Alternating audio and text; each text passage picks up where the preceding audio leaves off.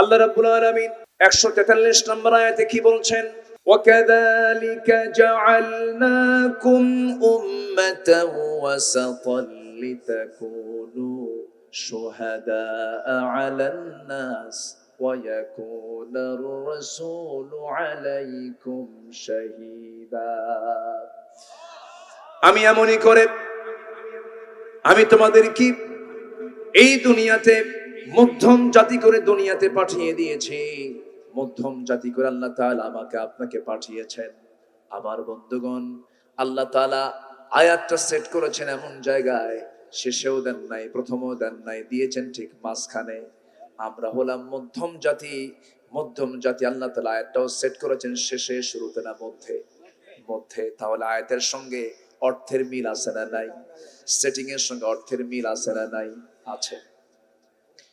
এরকম করে আল্লাহ রাব্বুল আলামিন সংখ্যা তত্ত্বের সঙ্গে মিল রেখেছেন, অর্থের সঙ্গে সঙ্গতি রেখে তিনি কোরআনটা নাযিল করেছেন। আল্লাহ বলছেন, বান্দারে এই কিতাব শুধু তুমি মনে করো না নতুন করে আমি নাযিল করেছি। এই কিতাবের যে মূল বক্তব্য, আদমকে যে কিতাব দিয়েছেন সেই কিতাবের মূল বক্তব্য একই ছিল। আমি ইব্রাহিমকে যা দিয়েছি একই বক্তব্য ছিল। সব নবীর বক্তব্য এক এবং অভিন্ন। সবাই বলেছেন এই দুনিয়াতে কারো গোলামি করা যাবে না, গোলামি করতে হবে একমাত্র কার? আসতে বলবেন না, কার? হুকুম মেনে চলতে হবে কার? সুদ কার বিধান? সুদ আল্লাহর বিধান। কার বিধান বলেন? নামাজি সুদখোর এলাকায় নাই? হাজি সুদখোর? হাজি না বললে বেজার হয়। 6 লাখ টাকা খরচ করে আসলাম, হাজি খাও না কেন? তাই যদি আপনার মনে হয় তাহলে আপনি যে সুদ খান, তাহলে লিখতে হবে, বলতে হবে বিশিষ্ট সমাজসেবক আলহাজ সুদখোর। তা তো বলতে দিবেন না, কারণ আপনি নিজেও জানেন যে সুদ খাওয়া ভালো কাম না। ইবাদত কাকে বলে? সব নবীর দাওয়াত ছিল একরকম, সেটা হলো তারা বলেছেন ইবাদত করো কার? ইবাদত করো কার? আল্লাহ। ইবাদত কাকে বলে? শুধু নামাজ ইবাদত? শুধু রোজা ইবাদত? শুধু হজ ইবাদত? আপনি পেশাবখানায় যাচ্ছেন, আপনি টয়লেটে যাচ্ছেন, আপনি গোসল করছেন, আপনি স্ত্রীর সঙ্গে রাত কাটাচ্ছেন, এর মধ্যে ইবাদত আছে না নাই? আসতে বলবেন না, আছে না নাই?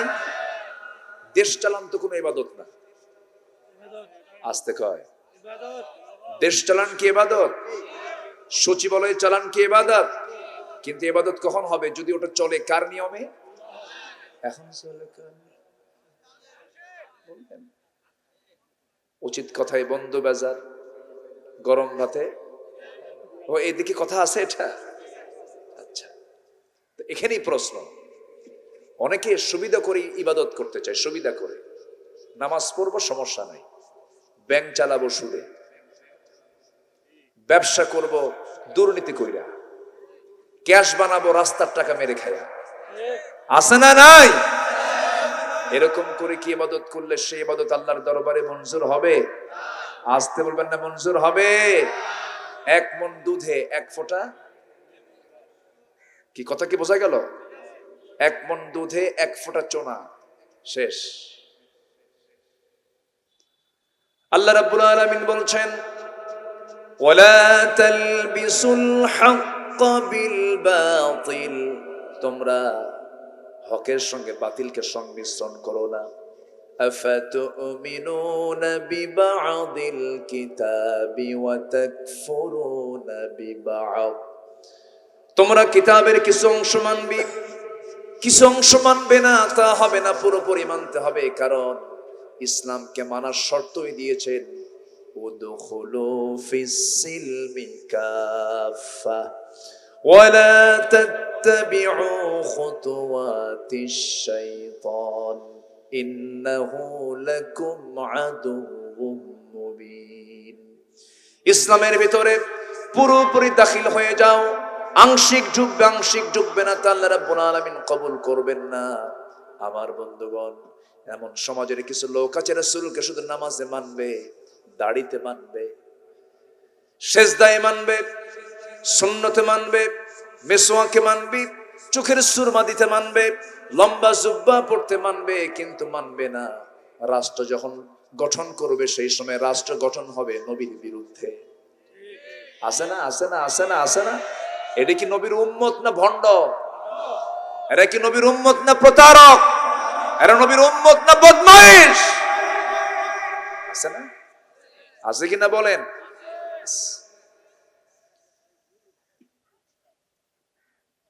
নামাজ পড়বেন আল্লাহর নিয়মে, সমাজ চালাবেন আপনার বাবার নিয়মে, এটা হবে না, ঠিক কিনা?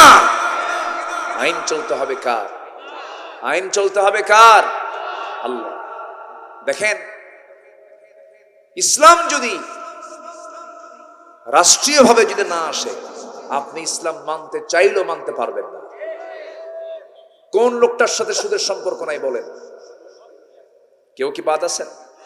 আপনার টাকার ভিতরে সুদ, মদের বোতল বিক্রির টাকা আছে, আছে না নাই? পতিতার লাইসেন্স দেওয়া হয়, বেশ্যাবৃত্তির লাইসেন্স দেওয়া হয়, মদের লাইসেন্স দেওয়া হয়। সেখান থেকে আমাকে টাকা বহন করতে হয়, টাকা আমার সেখান থেকে নিতে হয়।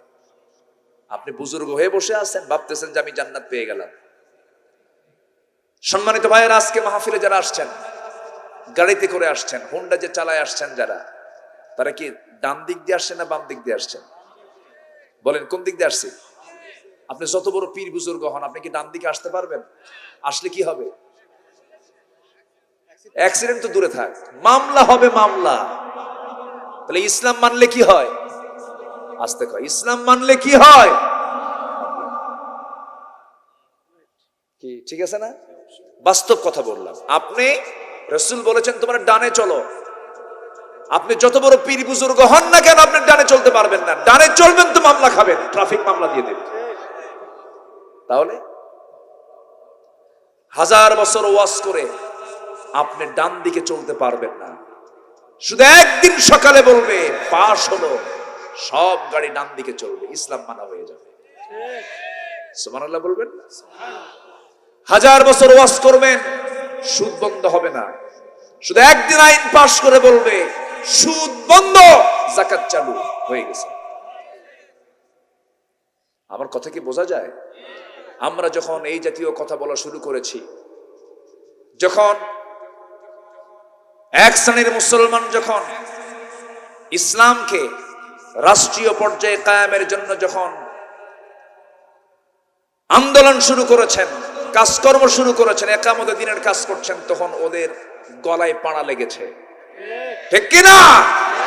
তখন বলে জঙ্গি, তখন বলে অসামাজিক, তখন বলে এই সমস্যা ওই সমস্যা। ধর্ম নিয়ে ব্যবসা, ধর্ম নিয়ে ব্যবসা আলেমরা করে না। নির্বাচনের আগে সারা জীবন নাচানাচি কইরা, সিনেমার অভিনয় কইরা, নির্বাচনের আগে মসজিদের মধ্যে টুপি পরে ভোট চান। কারা ধর্মের রাজনীতি, ধর্মের ব্যবসা করে, জাতির বুঝতে বাকি নাই। আমরা টুপি 1 ঘন্টা পরি না, আমরা টুপি 24 ঘন্টা পরি, ঠিক কিনা? ইসলাম মানবো আমরা, ইসলাম মানবো আমরা এক জায়গায় না সব জায়গায়? এক জায়গায় না সব জায়গায়? নামাজে আল্লাহ, সমাজেও, সমাজেও সব বিধান মানতে হবে। এটার নাম হচ্ছে আনি আবুদুল্লাহ, ইবাদত করতে হবে কার?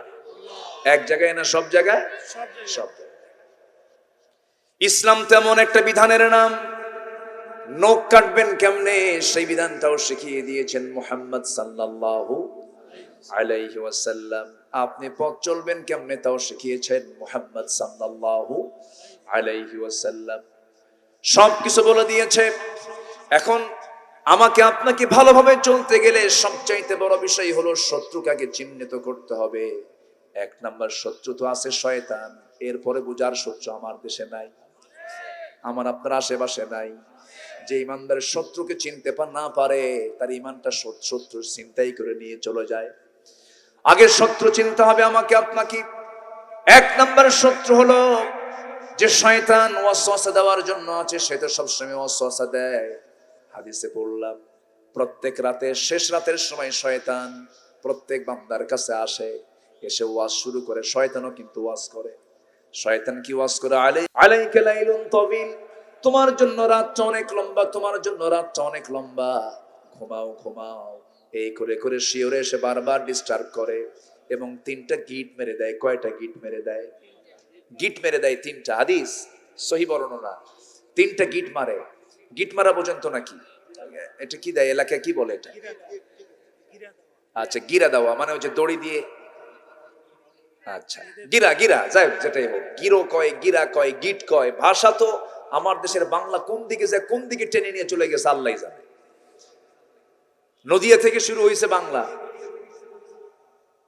রাজশাহীতে এসে এখানে স হেরে গেছে, সালাম দিতে পারে না। আসসালামু আলাইকুম, আগে সালায়ার পরে দুলাভাই, সালাম হয় না, ওরা পারেই না।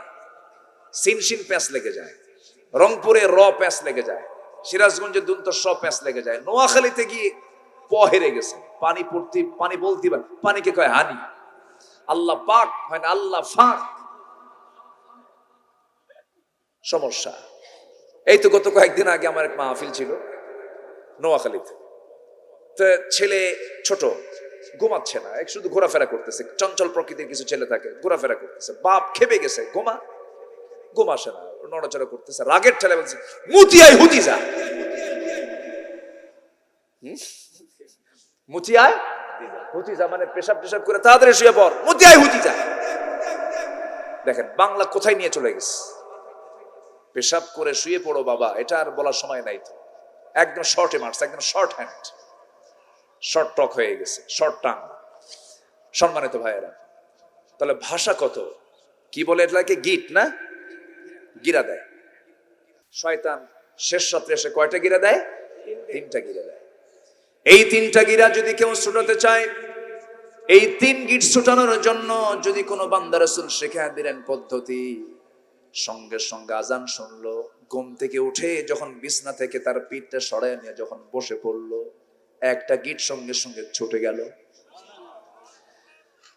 যখন কই বান্দা নামাজের জন্য ওযুর কাছে চলে গেল, ওযু শুরু করে দিল, হাতের সগীরা গুনাহগুলো মাফ, মুখের সগীরা গুনাহগুলো মাফ হয়ে গেল, মাথার সগীরা গুনাহগুলো মাফ হয়ে গেল, পায়ের সগীরা গুনাহগুলো মাফ হয়ে গেল। বান্দা যখন ওযু বানায় উঠলো, শয়তানের আরেকটা গিট ছুটে গেল। বান্দা যখন হেঁটে হেঁটে মসজিদের দিকে নামাজের জন্য রওনা দিয়ে নামাজটা শেষ করতে পারে, শয়তানের বড় চক্রান্ত 3টা গিট তার কাছ থেকে ছুটে গেল। সারাদিন শয়তান ওই বান্দার কাছে আর আরামে কোনো ওয়াসওয়াসা দিতে পারে না। জোরে বলে সুবহানাল্লাহ। তাহলে প্রথম কথা হলো আমার, রমজান মাস কি শেখার মাস বলবো? বলেন, সবাই কি শিখতে রাজি আছেন? শয়তান কয়টা গিট দেয়, সেই 3টা গিট কি ছুটাতে রাজি আছি নাকি আমরা? রাজি আছেন কারা কারা? হাত একটু উঁচু করে দেখান তো দেখি। জোরে বলি ইয়া আল্লাহ, আমাদেরকে আগামী রমজানে কোরআন শেখার তৌফিক দিয়ে দাও আল্লাহ। মুনাফিকের তালিকা থেকে বাঁচার জন্য ফজর নামাজ আদায় করার তৌফিক দিয়ে দাও। জোরে বলি আমিন। সাইজ আনলাম একটু, রাগ করলেন নাকি আপনারা? রাগ করেননি তো? একটু বুঝবেন, একটু বোঝার দরকার। আমরা রমজানকে কাজে লাগাবে এবার কোরআন দিয়ে। জোরে বলি ইনশাআল্লাহ। এই মাঠ থেকেই চিন্তা করে বিদায় নেবেন, শিক্ষক কাকে নিয়োগ করব, কার কাছে কোরআন পড়া শিখবো। তাছাড়া এই কোরআন কিন্তু মামলা দেবে। কি দেবে? একদম মানে কোনো জামিনই নাই। রাসূলও কিছু করতে পারবে না। রাসূল পর্যন্ত তিনি বলবেন যে আমি পারবো না, কোরআন বিরুদ্ধে দাঁড়ায় গেছে, আমার কিছু করার নাই। এটা বিশাল মারাত্মক ব্যাপার। কিন্তু এই জন্য অবশ্যই এটাকে মাথায় রাখতে হবে। এটা না জানলে আমি অন্ধ হয়ে উঠবো কিয়ামতে। কি হয়ে উঠবো বলেন? এটা কি আমার কথা, মোল্লার কথা না আল্লাহর কথা? আল্লাহ নিজে বলছেন। আল্লাহ রাব্বুল আলামিন বলেন, ওয়ামান আ'রাদা আন যিকরি ফাইন্না লাহু মাঈশাতান দানকা ওয়া নাহশুরুহু ইয়াওমাল কিয়ামাতি আ'মা قال رب لم حشرتني أعمى وقد كنت بصيرا জোরে বলুন আল্লাহু আকবার। আল্লাহ বলছেন, যে ব্যক্তি আমার কালাম থেকে নিজেকে দূরে রাখবে, কিয়ামতের দিন আমি তাকে অন্ধ করে তুলবো, কানা হয়েও সে উঠবে, রাস্তা চিনবে না। আমার বন্ধুগণ, যে লোকটা কোনোদিন সারা জীবন কোনোদিন ঢাকায় যায় নাই, ঢাকার সমস্ত রাস্তাগুলো তার কাছে ভিন্ন ভিন্ন মনে হবে না, এক মনে হবে, এক এক মনে হবে, এক মনে হবে। সব রাস্তা কি মনে হবে, এই না সবই একই, দেখি কোন দিকে যাবো। ঠিক তেমনি কোরআন যারা না জেনে না বুঝি দুনিয়া থেকে বিদায় নেবে, হাসরের ময়দানে সে রাস্তা চিনবে না, কানা হয়ে যাবে। আসতে বলবেন না, কার কথা? আল্লাহর কথা। কত ভয়ঙ্কর কথা! এই জন্য এই ম্যাপটা শিখতে হবে। গুগল ম্যাপে যেমন আপনি যেদিকে যাবেন, কক্সবাজার যাবেন, গুগল ম্যাপকে বলবেন, বাবা গুগল আমারে নিয়ে যা, একদম মেরিন ড্রাইভে কক্সবাজার টেকনাফ নিয়ে চলে যাবে। তো গুগল ম্যাপ যদি টেকনাফে নিয়ে যায়, কোরআন এমন একটা কিতাবের নাম, এই ম্যাপে যদি আপনি চিনতে পারেন, আমল করতে পারেন, এই ম্যাপ দেখে দেখে জান্নাতের দরজায় যাবেন, কেউ আপনাকে চিনায় দেওয়ার দরকার হবে না। জোরে বলি আলহামদুলিল্লাহ। সম্মানিত ভাইয়েরা, সম্মানিত বন্ধুগণ, এখন আসেন ওয়াজতানিবুত তাগুত। তোমরা তাগুতকে পরিহার করে চলো। সব নবীর দাওয়াত ছিল দুই রকম না এক রকম? এক রকম। তাগুতের গডফাদার কে ছিল জানেন? তাগুতের গডফাদার ছিল হলো ফেরাউন, নমরুদ, আবু জেহেল, ওতবা, শাইবা, মুগিরা, ওয়ালিদ, শাদ্দাদ, কারুন, এরা সব ছিল হলো তাগুতের গডফাদার। এখন তো আমাদের দেশে এগুলো নাই। আসতে কর, আরো জোরে কন, আছে না নাই? ফেরাউন কি করেছিল জানেন? ক্ষমতাকে পাকাপোক্ত করার জন্য, চেয়ারকে ঠিক রাখার জন্য 40,000 শিশুকে সে হত্যা করেছিল। তাহলে তার রাজনীতির মূল একটা অস্ত্র ছিল হলো হত্যা করে রাজনীতি করা। এরকম হত্যা রাজনীতি তো নাই, হ্যাঁ আছে? যারা করে এগুলো সব, তারা ফেরাউনের কি হয় বলেন? ফেরাউনের কি? একটা কিছু বলতে হবে তো, তাই না? উত্তরাধিকারী হোক। সম্মানিত ভাইয়েরা, মরা ফেরাউনের ইতিহাস শুনে আমাদের লাভ নাই, তাজা ফেরাউন খুঁজে বের করতে হবে। আসতে বলবেন না, জোরে বলেন ঠিক কিনা?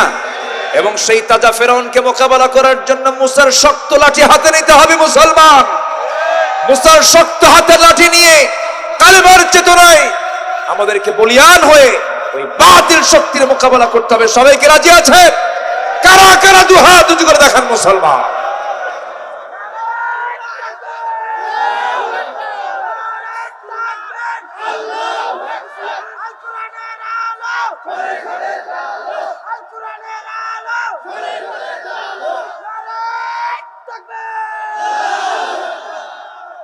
আল্লাহ কবুল করুন, আল্লাহ কবুল করুন। আমরা কাকে ভালোবাসি, ফেরাউনকে না মুসাকে? তাহলে আমরা দল করব ফেরাউনের না মুসার? আমার দেশেও ফেরাউনের দল আছে না নাই? ফেরাউনকে আল্লাহর আইন চাইছিল। আল্লাহর আইন যারা না চায় তারা কার দল? আসতে বলেন, কার দল? আমি আর কিভাবে স্পষ্ট করব বলেন? আমার আর এর চাইতে স্পষ্ট করে, একদম স্পষ্ট করে বলার আর আমার কোনো ভাষা নাই। আমি আর কেমনে বলবো বলেন? যারা আল্লাহর আইন চায় না তারা হলো ফেরাউনের দল। মুসা চেয়েছেন কার আইন? আল্লাহর আইন। শেষ, ক্লিয়ার হিসাব। আপনার আল্লাহর আইন মানতে সমস্যা হয় কেন? না, আগের যুগের এই আইন কি এখন চলে? দেখছেন কত বড় হারামজাদা আছে না? কি যুক্তি দেখায় দেখেন তো। আগের যুগের সূর্য সরা, সূর্যের আলো নিস না যা। সূর্য কি এখনকার না আগের যুগের? আকাশ, তুই একটা আকাশ বানা দেখি। এই আকাশের বয়স কত কত কোটি কোটি বছর। আকাশ, আমরা ছাদ বানাতে কত খুঁটি লাগে, আল্লাহ ছাদ বানাইছেন খুঁটি নাই। যেরকম সুবহানাল্লাহ। আল্লাহটা শুধু আধুনিক না, অত্যাধুনিক। বেগাইরে আমাদিন তারাউনাহা, তুমি ছাদ বানাও, খুঁটি ছাড়া কাম হয় না। আর আমি ছাদ বানাই বেগাইরে আমাদের, খুঁটি নাই যা। আল্লাহু আকবার। খুঁটি সিস্টেম হলে পরে কোথায় বানাতেন বাড়ি? এই আকাশে ধরেন যদি আল্লাহ খুঁটি একটা বসায় দিতেন, এরকম একটা, এখানে খুঁটি, ওখানে খুঁটি, ওখানে খুঁটি, খুঁটি লাগাতেই তো কাম সারা হয়ে যেত। সুবহানাল্লাহ বলবেন।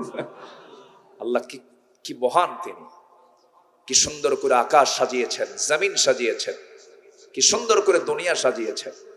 আবার তিনি শুধু মানুষের রব না, সবার রব। সবার রব, সবাইকে তিনি চালান। জলভাগের প্রাণী বেশি, স্থলভাগের প্রাণী আর কত, মানুষ আর কতই আছে। সাত সাগরে, সাত সমুদ্রে যত প্রাণী আছে, একটা প্রাণী আছে তিমি, যার হাড়ের ওজন হলো 600 কেজি। হাড়ের ওজন কয় কেজি? হাড়ের ওজন যদি 600 কেজি হয়, দেহের ওজন কত? হ্যাঁ, 600 কেজি তার হাড়ের ওজন। ওই হার্ট নিয়ে যখন সে চলে ওই পানির মধ্যে, তার হার্টের যে বিট, হার্ট বিট যে হয়, হৃদস্পন্দন যে হয়, এটা 4 মাইল দূর থেকে শোনা যায় যে তিমি আসতেছে। কয় মাইল দূর থেকে? একটা মেশিন চলে না, ধরেন একটা ট্রাক যায়, ধরেন 600 কেজি 700 কেজির একটা মিনি ট্রাক গেল, ওরও আওয়াজ শোনা যায় না? শোনা যায়। তো তেমনি ওই তিমি যখন, ওর বড় একটা হার্ট, কত বড় সে, যখন সে সমুদ্রে চলে 4 মাইল দূর থেকে শোনা যায় যে এখান থেকে তিমি গেল। বড় বড় জাহাজকে সে আটকায় দেয়। আল্লাহু আকবার বলো। সেই তিমি তার বাচ্চাকে প্রত্যেকদিন দুধ খাওয়ায় 50 থেকে 60 মণ। কেউ তো সুবহানাল্লাহ বললেন না। কোন খাদ্যমন্ত্রী দেখে? কোন খাদ্যমন্ত্রীর দায়িত্ব আছে এটা? কার দায়িত্বে? দাব্বাতিন ফিল আরদি ইল্লা আলাল্লাহি রিজকুহা। সামান্য দায়িত্ব পায় আল্লাহরে ভুলে যাও। ছোট্ট পাখি, বাবুই পাখি বাসা বাঁধে কোন গাছে? আজকে আসতিনে দেখি বহু তাল গাছ এলাকায় আছে, কিন্তু না, তাল গাছ এখনো আছে। তাল গাছে বাসা বাঁধে, এই বুদ্ধি কে দিল? ও তো অন্য গাছেও তো বাঁধতে পারত। তাল গাছ শক্ত, এটা সে জানে। ঝড়, আইলা, সিডর, নার্গিস, হেরিকেন, বুলবুল, ফণিমণি যা আছে, আমার আপনার ঘর বাড়ি উপরে শেষ, তাল গাছও আছে, ওর ঘরও ঠিক আছে। যেরকম সুবহানাল্লাহ। আমরা যখন চলাচল করি, স্থলভাগে চলি, গাড়িতে চলি, বিমানে চলি, ভ্যানে চড়ি, হুন্ডায় চড়ি, বাবুই পাখি চড়ে কিসে? ও বিমান ছাড়া চড়ে? ও বিমান ছাড়া ওর টাইম আছে অন্য কিছু চলার? বলেন তো, টাইম তো নাই। ও তো কারো ধারেও না। ওই এয়ারপোর্টে যে বলবে যে তুই আমার টিকিট দে, এরকম টিকিট ওর বলারও সময় নাই। আল্লাহ ওরে একদম সম্পূর্ণ স্বতন্ত্র বানায় দিছে। তুই তোর নিজের ফ্লাইটে চলে চলবি, যা। কেউ তো সুবহানাল্লাহ বললেন না। তাহলে তার জীবন যাত্রা আমার চেয়ে কি অনুন্নত না উন্নত? কোনো খাদ্য গুদাম আছে? কোনো জমি কেনা কেনি আছে? কোনো কিছু আছে? কোনো ঝামেলা আছে? ওর খাওয়ার অভাব আছে? বলেন তো। ওদের মধ্যে কোনো মারামারি আছে? মানুষের মধ্যে নাই তো। আছে মানুষের মধ্যে মারামারি? বাবুই পাখি, ছোট্ট মাথা, ওই মাথার মধ্যে আবার বিমান সিস্টেম করে দিয়েছেন আল্লাহ তাআলা। যখন সে বাইরে বের হবে তখন সে বিমান ওপেন করে, মেশিনটা আলাদাভাবে ওপেন করে ফেলে, ওপেন করে পাখাটা দুই দিকে ছাড়ায় দেয়। আর আল্লাহর জিকির করতে করতে বাইরে বের হয়ে ছোট্ট ছোট্ট দানাগুলো খেয়ে খেয়ে পেটটা ভরায় নিয়ে আল্লাহর জিকির করতে করতে আবার ল্যান্ডিং করে তার ঘরের সামনে গিয়ে। যেরকম সুবহানাল্লাহ। তাহলে ও কি শুধু এক লাইনে চলে? সেটা হলো বিমান। কি পথ? বিমান পথ। ও স্থলপথেও চলে না, নৌযানও চলে না। তাহলে তার জীবনযাত্রা কত! পৃথিবীর কোন রাজা বাদশাহ কি পারবে ওর সাথে? হ্যাঁ, পৃথিবীর কোন রাজা বাদশাহ পারবে ওর সাথে? ও 24 ঘন্টা বিমান ছাড়া চলে না। আল্লাহু আকবার বলে। আল্লাহ বাবুই পাখিকে চালান।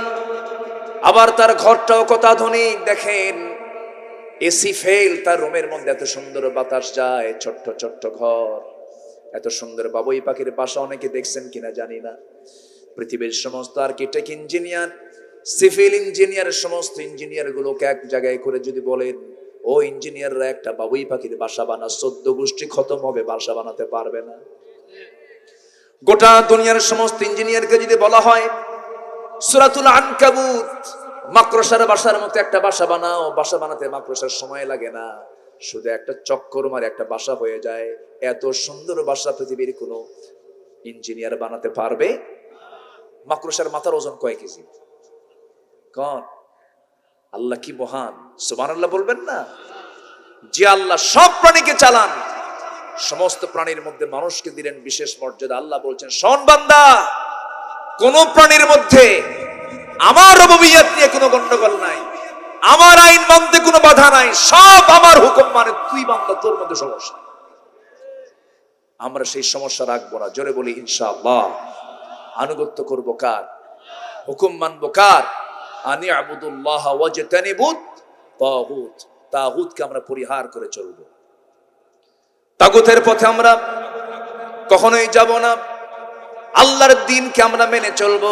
যেমন করে সাহাবীদের জীবনের দিকে একটু তাকান, আম্মায়ে কেরামদের জীবনের দিকে তাকান। আপনি যখন আল্লাহর ইবাদতের পথে যখন টিকে থাকতে চাবেন, আপনার অবস্থা মুসার মতো হয়ে যাবে, ইব্রাহিম আলাইহিস সালামের মতো হয়ে যাবে। ইব্রাহিম আলাইহিস সালাম না করলেন কোনো দোষ, না করলেন কোনো সামাজিক অপরাধ, না বললেন কোনো মিথ্যা কথা, অথচ শেষ পর্যন্ত তার বিরুদ্ধে আইন পাশ হয়েছে, তাকে কিসে মেরে ফেলা হবে? আগুনে পুড়ে মেলা হবে। একটা নবীর বিরুদ্ধে আগুনে পুড়ে হত্যার অর্ডার দিয়েছে রাষ্ট্র। চিন্তা করেন, আল্লাহ নবীর বিরুদ্ধে যদি আগুনে পোড়ার অর্ডার হয়ে যায়, মূসা আলাইহিস সালামকে যদি দরিয়ায় চুবায় মারার হত্যার নির্দেশ দেওয়া হয়ে যায়, যদি আমার রাসূলকে যেখানে পাওয়া যাবে সেখানে তাকে হত্যা করবে, হত্যার হুলিয়া যদি জারি করা হয়। নবী কোনোদিন কাউকে ঠকালেন না, কোনোদিন মিথ্যা কথা বললেন না, কারো হক নষ্ট করলেন না। আল্লাহর নবীরা হচ্ছেন পৃথিবীর সবচাইতে সভ্য মানুষ, সবচেয়ে ভালো মানুষ। তাদের বিরুদ্ধে হত্যার হুলিয়া, এরকম মারাত্মক ধরনের তারা আইন যখন নবীদের বিরুদ্ধে পাশ করেছে, অন্য কোনো কারণ কিন্তু ছিল না। সমস্ত নবীদের বিরুদ্ধে এই ষড়যন্ত্রের মূল কারণ ছিল হলো আনি আবুদুল্লাহ, ইবাদত করবে একমাত্র কার? হুকুম মানতে হবে কার? আসতে বলবেন, হুকুম মানতে হবে কার? এই শুধু এই এক কথা বলার কারণে নমরুদরা খেপে গেছে, আবু জেহেলরা খেপে গেছে, হামানরা খেপে গেছে, কারুনরা খেপে গেছে, সাদ্দাদরা খেপে গেছে, উতবা সাইবা মুগীরা সবাই খেপে গেছে। কিন্তু আল্লাহর পথের পথিকরা এক চুল পরিমাণ ইসলাম থেকে তারা নড়েন নাই। জোরে কোন সুবহানাল্লাহ। আমরাও নড়বো না, জোরে বলি ইনশাআল্লাহ। ঈমান এনেছি, ঈমান নিয়ে টিকে থাকবো, জোরে বলি ইনশাআল্লাহ। একজন সাহাবীর কথা মনে হলো আমার। ওই সাহাবীটা দেখেন ঈমান টানতে গিয়ে দুনিয়ার সমস্ত সম্পদকে তিনি হালকা চোখে দেখলেন, কিছুই মনে করলেন না। ঈমান এনেছেন, এই সংবাদটা যখন তার পরিবারের কাছে চলে গেছে, তার পরিবার মানে তার আব্বা দুনিয়া থেকে বিদায় নিয়েছেন আগেই। তার বাবার ইন্তেকালের কারণে চাচা তাকে মানুষ করেছে। চাচার হাতে মানুষ হওয়ার সুবাদে চাচাটা তাকে খুব ভালোবাসতো। সমস্ত সম্পদের একটা বিশাল অংশ ভাতিজাকে লিখে দিয়েছে, বা ভাতিজা শোনো, তুমি আমার ছেলের মতো, আমি তোমাকে এগুলো দিলাম। কিন্তু ওই ভাতিজা যখন ইসলামটা কবুল করে নিয়েছেন, দ্বীনটাকে যখন গ্রহণ করে নিয়েছেন, সঙ্গে সঙ্গে চাচা খেপে গিয়ে বলছে, ভাতিজা তুই আমার বিশ্বাসে এমন ধরনের তুই আঘাত আনবি আমি কখনো কল্পনাই করতে পারি নাই, তুই নাকি ইসলাম কবুল করেছিস। সঙ্গে সঙ্গে ভাতিজা বলছে, চাচা আমি আপনাকে কষ্ট দেব কেন? আমি আপনার জন্য কল্যাণ চাই, আপনিও কালিমা পড়ে মুসলমান হয়ে যান। এই কথা বলার সঙ্গে সঙ্গে চাচা বলতেছে, তুই এমন করে আমাকে বললি কেমন? আমার বাপ দাদা করে নাই, আমার দাদা দাদা করে নাই, আমার বাপ দাদার ধর্মে তুই চুনকালি মারবি, এটা সহ্য করতে পারবো না। এমন জাতীয় কথা বলার মতো লোক আমার দেশেও আছে না নাই? আমার বাপ এই দল করে গেছে, আমার বাপ চোর, আমিও চোর। আছে না, এরকম আছে না? এই কথা যখন বলা হলো, চাচা খেপে গিয়ে রেগে গিয়ে থাপ্পড় মেরে জমিনে ফেলে দিয়ে বলতেছে, আমি তোকে সমস্ত সম্পত্তি থেকে মাহরুম করে ফেলবো, আমি তোর কাছ থেকে জোর করে সম্পত্তিগুলো নিয়ে নেব। এবার ভাতিজা মুস্কি হাসি মেরে বলছেন, চাচা আপনি আমাকে যা ভাবতেছেন আপনি আমাকে বুঝতে ভুল করছেন। সম্পত্তির চুল পরিমাণ লোভ আমার নাই, সব আমার কাছ থেকে নিয়ে নেন, আমি আপনাকে আপোষেই দিয়ে দিলাম, তবু আমি ঈমান ছাড়তে পারবো না, আমি আল্লাহর দাসত্ব ছাড়তে পারবো না, আমি আল্লাহর ইবাদত ছাড়তে পারবো না। শেষ পর্যন্ত চাচা তাকে সম্পত্তি থেকে মাহরুম করে ফেললো। এবার রাগের ঠেলায় বলছে, গায়ের জামাটা খুলে দে। গায়ের জামাও খুলে দিয়েছেন। এবার বলতেছে, পরনের লুঙ্গিটাও খুলে দে। পরনের লুঙ্গি জোর করে টেনে তাকে উলঙ্গ করে ঘর থেকে বের করে দাও। এই সাহাবী উলঙ্গ হয়ে বাইরে যাবেন কেমনে? মার দরজার কাছে গিয়ে বলছে, মা দরজা একটু খুলো, আমার দিকে তাকায়ও না, ইসলামটা কবুল করে নিয়েছি, আমার চাচা আমাকে উলঙ্গ করে ঘর থেকে বের করে দিয়েছে, ঘরের মধ্যে যে কাপড়টা আছে আমাকে দাও। ছোট্ট একটা চাদর ছিল, সেই চাদরটা কোনো মতে তিনি সতর ডেকে নিয়ে বলছেন, মা আমি নবীর দরবারে চলে গেলাম। মক্কা মদিনার ঠিক মাঝখান বরাবর তার বাড়ি। তিনি সেখান থেকে রওনা দিয়ে মদিনায় চলে গেলেন। নবীর দরজার কাছে গিয়ে নক করছেন। নবীজি দরজা খুললেন, খুলেই দেখেন তার গায়ে কিছু নাই, থরথর করে ঠান্ডায় কাঁপতেছে। কিচ্ছু বললেন না, ভিতরে চলে গেলেন। নবীজির ব্যবহৃত সুন্দর দুটো জুব্বা বাইরে এসে বলছে, যুবক তোমার গায়ে কিছু নাই, ঠান্ডা, তুমি অসুস্থ হয়ে যাবে, আমার জুব্বাটা তুমি পরে নাও। এবার বলছেন, তোমার সমস্যা কি বলো? সমস্যা শুনলেন। রাসূল বলছেন, তোমার চাচা তোমাকে বস্ত্রহীন করেছে, আমি তোমাকে আমার গায়ের জামাটা দিয়ে দিলাম। তোমার কোনো টেনশন নাই আব্দুল্লাহ, তোমার কোনো ভয় নাই, তোমার কোনো টেনশন নাই। তোমার কি সমস্যা বলো? হুজুর, আমার মনটা বড় চায় আমি শহীদ হয়ে আল্লাহর জান্নাতে চলে যাব। রাসূল সঙ্গে সঙ্গে বলছেন, আল্লাহ আমার আব্দুল্লাহর জানমালকে তুমি কাফের বেঈমানদের জন্য হারাম করে দাও। আব্দুল্লাহর মন খারাপ হয়ে গেল। রাসূল বলছেন, আব্দুল্লাহ তোমার মন খারাপ কেন? আমি তোমার জন্য দোয়া করে দিলাম। হুজুর, আপনি আমার জন্য উল্টা দোয়া করলেন কেন? আপনি বললেন কাফেরদের জন্য আমার জানমালকে হারাম করে দেওয়ার দোয়া করলেন, আমি তো শহীদ হতে পারবো না, ওরা তো আমাকে মারতে পারবে না। রাসূল বলছেন, আব্দুল্লাহ রে, ওয়াইম্মা তাআলা ফিরাশিহি, তোমার মরণ যদি বিছানা হয়ে থাকে, শহীদের তামান্না থাকার কারণে আল্লাহ তোমাকে শহীদের দরজা দিয়ে দিবে। আমার নবীজি তাকে খুব ভালোবাসতেন। জোরে জোরে কোরআন তেলাওয়াত করতেন, আস্তে আস্তে না জোরে জোরে। সব সাহাবী আস্তে আস্তে পড়তেন, এই সাহাবী জোরে জোরে পড়তেন। সাহাবীরা এসে রিপোর্ট করছেন, হুজুর একজন পাগল সাহাবী নতুন করে এসেছে, এসে জোরে জোরে কোরআন তেলাওয়াত করে আমাদের ডিস্টার্ব হয়। কে? আব্দুল্লাহ। রাসূল বলছেন, ও আমার সাহাবীরা, খবরদার তার তেলাওয়াতে বাধা দিও না, তার তেলাওয়াতে বাধা দিও না। আমার আব্দুল্লাহ তো জোরে পড়তে চায় না, কিন্তু আবেগে সে জোরে পড়ে ফেলে। তার ইসলাম গ্রহণ করতে দারুণ কষ্ট হয়েছে, দুনিয়াটা বিক্রি করতে হয়েছে। ও আমার সাহাবীরা, আমার আব্দুল্লাহকে কষ্ট দিও না, কারণ আব্দুল্লাহর কষ্ট হলে আমার কষ্ট হয়ে যাবে, আমি কষ্ট পেলে আল্লাহ কষ্ট পাবেন। সবাই সাবধান হয়ে গেলেন। যুদ্ধের ময়দানে আমার রাসূল ওই সাহাবীকে একদিন নিয়ে গেলেন। যুদ্ধ শেষ হয়ে গেল, ফিরে আসার পথে হঠাৎ করে নবীর কানে সংবাদ আসলো, হুজুর আব্দুল্লাহ অসুস্থ। রাসূল বলছেন, ইন্না লিল্লাহ, আমার সাহাবীরা সর্বোত্তম তার সেবাটা করো। 3 দিন পরে বলল, হুজুর আপনার আব্দুল্লাহর বেঁচে নাই। রাসূল সঙ্গে সঙ্গে বলছেন, আব্দুল্লাহর জানাজার নামাজ কেউ পড়াবে না, আমি নিজে তার জানাজার দায়িত্ব গ্রহণ করলাম। গোসল করানো শেষ হলো, রাসূল তার লাশটা সামনে রাখলেন, জানাজা পড়ায়া দিলেন। রাসূল কাঁদা কাঁদা কণ্ঠে বলছেন, সাহাবীরা আমার আব্দুল্লাহর লাশ তোমরা কোথায় সমাহিত করবে? কবরটা কোথায় খনন করেছো? হুজুর ওই যে পাহাড়ের চিপায়। রাসূল বলেন, আমাকে নিয়ে যাও, কারণ আমি আব্দুল্লাহর কবরে কাউকে নামতে দেব না। আমার প্রিয় আব্দুল্লাহর লাশটা আমি আমার নিজের হাতে শোয়ায়া দেব। আমার নবীজি নিজে চলে গেলেন, কবরের সামনে গিয়ে দাঁড়ালেন। কবরের সামনে দাঁড়ায়া সাহাবীকে বলছেন, সাহাবীরা আমার লাশটা, আমার সাহাবীর লাশটা আমার হাতে দিয়ে দাও। কবরের সামনে তিনি দাঁড়ালেন, এরপর কবরে নামলেন। এরপরে বলছেন, আবু বকর আমার ডানে নামো, ওমর আমার বামে নামো। পৃথিবীর সেরা 3 জন মানুষ ওই আব্দুল্লাহর কবরে নেমে গেছে। আমার নবীজি হাত আগায়া দিলেন, পিঠের কাছে হাতটা তিনি নিলেন, আর বলছেন, আবু বকর মাথাটা ধরো, ওমর পাটা ধরো। 3 জন মিলে কবরে শোয়া দিলেন। নবীজি বুকের উপরে হাত রেখে বলছেন, আকাশের মালিক আল্লাহ, এই আব্দুল্লাহ কিন্তু দিন মানতে গিয়ে দুনিয়া ছাড়তে হয়েছে।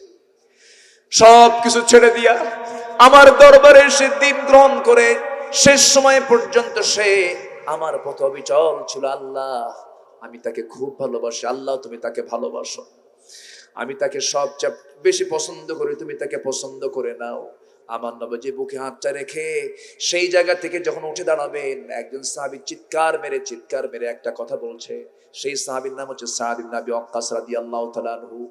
খুব পরহেজগার সাহাবী ছিলেন, জীবনে যে দোয়াই করতেন সেই দোয়াই কবুল হয়ে যেত। সেই সাদ বিন আবি ওয়াক্কাস বলছেন, আহারে আমার বড় পোড়া কপাল, আজকে আমি জীবিত সাদ বিন আবি ওয়াক্কাস না হয়ে যদি ওই কবরের বাসিন্দা হতাম, আমার জীবনটা বড় ধন্য হয়ে যেত। কারণ ওই ব্যক্তির কবরে নেমেছেন মুহাম্মদ সাল্লাল্লাহু আলাইহি ওয়াসাল্লাম। আমার ভাইয়েরা, টিকে থাকাটাই সবচেয়ে বড় বিষয়। ঈমান এনেছি, ইবাদত করব, ইবাদতে টিকে থাকব। বাতিলদের সামনে মাথা নত করা যাবে। তাগুতকে আমরা পরিহার করব। তাগুত হচ্ছে সুদের কাজ। সুদ খায়, সুদকে জায়েজ মনে করে এমন লোক আছে না নাই? আসতে বলবেন না, আছে না নাই? সুদ হচ্ছে যাকাতের বিপরীতমুখী কাজ। জেনা হচ্ছে বিয়ের বিপরীতমুখী কাজ। জেনা আছে না নাই? সুদ আছে না নাই? এগুলো বন্ধ করার জন্য আমাদের চেষ্টারও দরকার আছে না নাই? এর জন্য একক চেষ্টা দরকার না, সম্মিলিত চেষ্টা দরকার। সংঘবদ্ধ চেষ্টার জন্য আল্লাহর দল করার দরকার আছে না নাই? আসতে বলুন, আল্লাহর দল করার দরকার আছে না নাই? সে আল্লাহর দলের নাম হলো ইসলাম। সে আল্লাহর দলের নাম কি? যে দলের সাথে, যে দলের নামের সাথে ইসলাম নাই, ওটা কখনো আল্লাহর দল হতে পারে না। ঠিক কিনা? আল্লাহ তুমি সবাইকে বোঝার তৌফিক দিয়ে দাও।